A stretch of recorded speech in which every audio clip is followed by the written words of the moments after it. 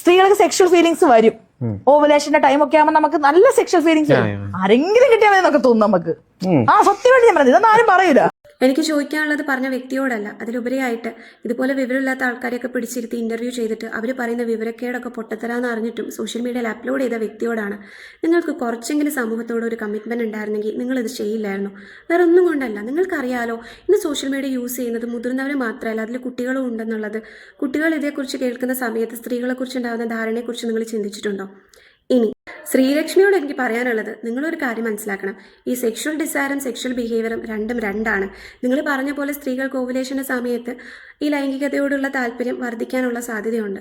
അത് പഠനങ്ങളിൽ തെളിയിക്കപ്പെട്ടതാണ്. അതിൻ്റെ കാരണം അവരുടെ ശരീരത്തിൽ ഉൽപ്പാദിപ്പിക്കുന്ന ഹോർമോണാണ്. എന്നാൽ ഇതെല്ലാ സ്ത്രീകളിലും ഒരുപോലെ ആയിരിക്കണം എന്നില്ല.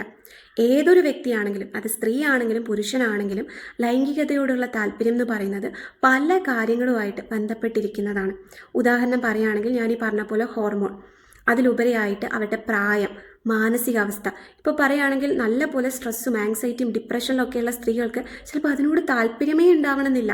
ഇനി എല്ലാത്തിനും ഉപരിയായിട്ട് അവരുടെ ആരോഗ്യനിലയുണ്ട്. അതുപോലെ തന്നെ അവർ വിവാഹം കഴിഞ്ഞിട്ടുള്ളവരാണെന്നുണ്ടെങ്കിൽ അവർക്ക് ആ ബന്ധത്തോടുള്ള അടുപ്പം, വിശ്വാസം, ഇതൊക്കെ ഇതുമായിട്ട് ബന്ധപ്പെട്ടിരിക്കുന്നവയാണ്.